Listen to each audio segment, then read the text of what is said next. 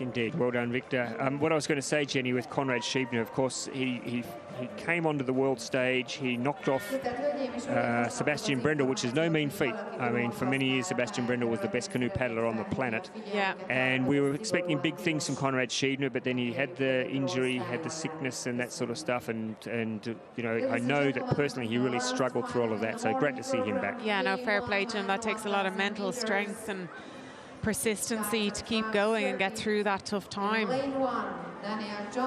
Now, I have to say, Jenny, this is the race that I've been looking forward to today, maybe even for the weekend. I mean, these guys always put on a show in the K1 1000. It is an Olympic event, and the best thing about this race today, folks, you have your gold, silver and bronze medalists from Tokyo out there again, throwing it down.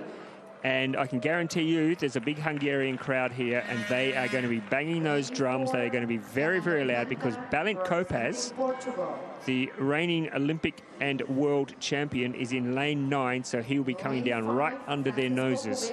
What a race is going to be, Jenny. This is going to be some race. And, you know, I have to say well done to Daniel Johnson from Great Britain for making this final here today. What an achievement for him.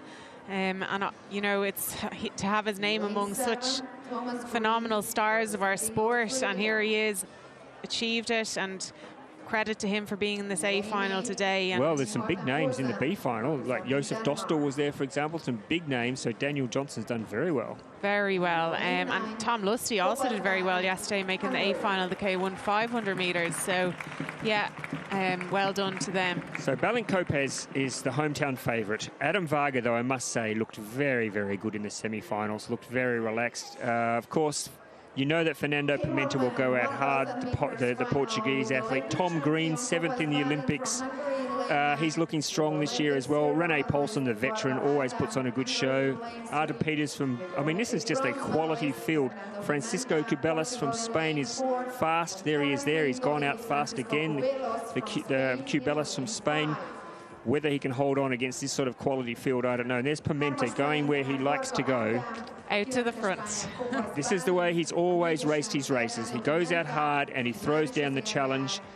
Sometimes it comes off, a lot of the time, well, not a lot of the time, but sometimes it doesn't come off. And you see someone like Adam Varga, look how relaxed. Whenever I see this guy paddle, Jen, I just think he looks like he's just having a casual stroll on the lake. It's sickening to watch how easy he makes it look. But he's such a, he's so tall, he's such a powerful athlete. And look at him, just the way he can propel the boat through the water. Well, I tell you what, he is trying to break Fernando Pimenta's heart early on, because Pimenta would not like to be headed at this stage of the race. But look at that, folks. He's thinking, I'm just going to paddle down here and get a carton of milk from the shops. When I come back, I might stop at the park. And by the way, look how far I'm in front in this K1 1000 metre field. Just looking very comfortable. Kopacz, as we just saw closest to the camera, he is of course, the hometown favourite here. They love him after he won gold. Of course, it was gold and silver for the Hungarians in Tokyo, with Kopacz holding off Varga to win the gold in Tokyo. Can Balint Kopacz turn the tables today? There they are. Kopacz closest to the camera. It's Varga in front, and Fernando Pimenta holding on there for the 3rd position. Now, the rest of the field, well, they're all biding their time, but the quality of these 3 front athletes, very hard to chase them down if you want to leave it to the last. Just look at Dan Johnson out in lane 1 there. He is powering along. It really is. This is a breakthrough race for Daniel Johnson, and we know that the British men's sprint program, since the retirement of Liam Heath, they've been calling out, they've been waiting for someone to come through and pick up the baton to become the new poster boy for British canoeing. Could it become Daniel Johnson? But let's not get ahead of ourselves yet. At the moment, he's sitting back there in, I think, 4th spot, just challenging the yellow and green boat of Tom Green there from Australia. But Adam Varga just keeping the momentum going. Kopacz closest to us on camera. Just keeping an eye on him out of the corner of his eye, just watching where he is. Who's got the strongest finish of these two, do you think, Jenny? Oh, I think Adam Varga, he just looks like he's out for a Sunday stroll. Yeah, he really is. And Pimenta refusing to go away. Maybe this is a different tactic we're seeing from Fernando Pimenta in 2023. Maybe he's decided that he's going to keep something in reserve for the sprint home. But look at Adam Varga. Goodness me, ladies and gentlemen. This guy is a quality athlete. He's a quality young man off the water, and he is a quality athlete on the water.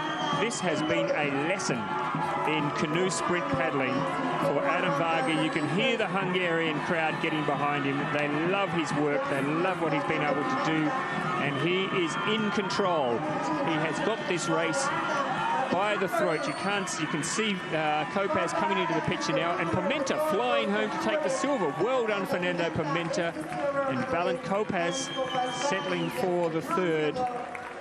But that was a brilliant race, Adam Varga. You have given us all a lesson today in how to stay calm, how to stay focused, and how to put together a perfect race. And Fernando Pimenta coming across now to congratulate the young man who really, really wanted to make a show of it today for the home crowd. They've had to wait a little while, the Hungarian fans, to get their first gold medal. Yeah, unusual for them, but they've got it now. He's such a, some of my Hungarian friends tell me that he's such a level-headed young man, Jenny. He's studying at university.